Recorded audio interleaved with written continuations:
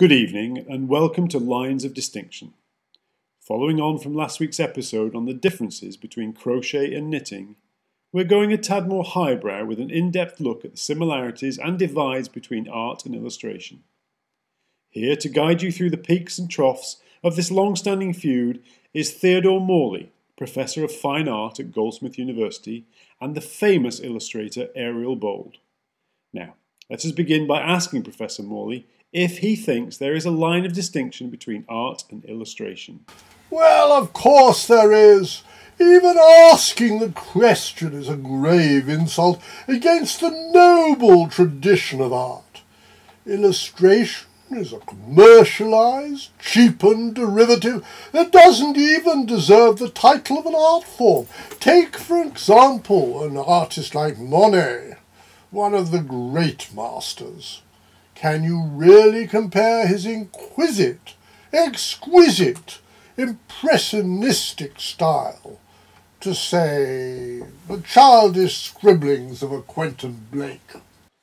I'm sorry, Professor. I really must protest. Quentin Blake may be only an illustrator, but his work is loved by millions and is known across the globe. Surely that level of acclaim marks him out as a real artist?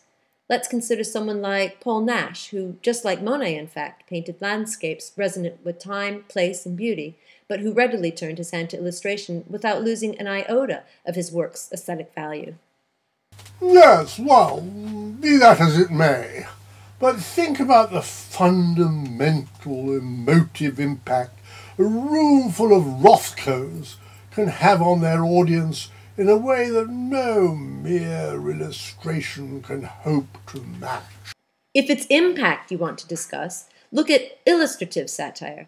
I mean, political cartoonists like Gerald Scarfe can bring down entire governments in a few brushstrokes. Don't be so ridiculous. Anyway, this is all beside the point. Well, let me show you some of Andrew Wyeth's work, who I'm sure you consider to be one of the great artists of our time. This piece, for instance, Christina's World, invokes a serious emotional response and displays extreme artistic skill, just like Rothko. And yet, isn't this piece of art driven by a narrative? We as a viewer are encouraged to explore the events shown here, just as an illustrator helps to describe a story. Well, don't be so silly. I'm sure if you asked Andrew, he would tell you that it isn't about stories, but about the feelings represented in the picture. It makes us feel lonely. That's what matters in real art. What about Edward Hopper, then, whose pictures are like snapshots of people's lives, obviously containing some kind of sequence of events for us to puzzle out, an underlying story? He's a true artist, but stories drive his work. We're getting bogged down in the same argument here. Let's be frank.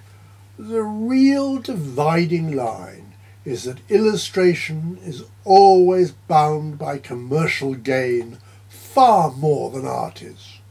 The illustrator never has the same control or freedom of expression because he or she is so confined by the demands of money and the needs of the author.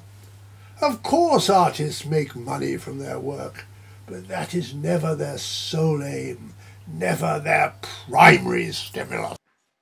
That's so hypocritical. That may have once been true, but art is increasingly profit-driven. I mean, look at Damien Hirst, a millionaire who made money from his colored dot works put on everything, from T-shirts to coffee mugs, and art is now marketed commercially for big money. Just look in any art gallery gift shop where mayonnaise umbrellas are sold on tea towels. Doesn't this all show that these boundaries between art and illustration, profit and creativity, are slipping away? Quite possibly, I suppose. But there are many artists who don't sell out like that. Surely we're blowing this all out of proportion. It's all a question of degrees. I mean, look at this diagram. You can see there are artists and illustrators that sit firmly on either side of the line. But in these modern times, increasingly, there are many more who blur these boundaries or ignore them altogether. Should we not consider the likes of Alan Aldridge? Well, if we're going to bring that acid-taking leftist hippie into this discussion, it's not worth having. I'm sorry, ladies and gentlemen, we appear to be experiencing some technical difficulties.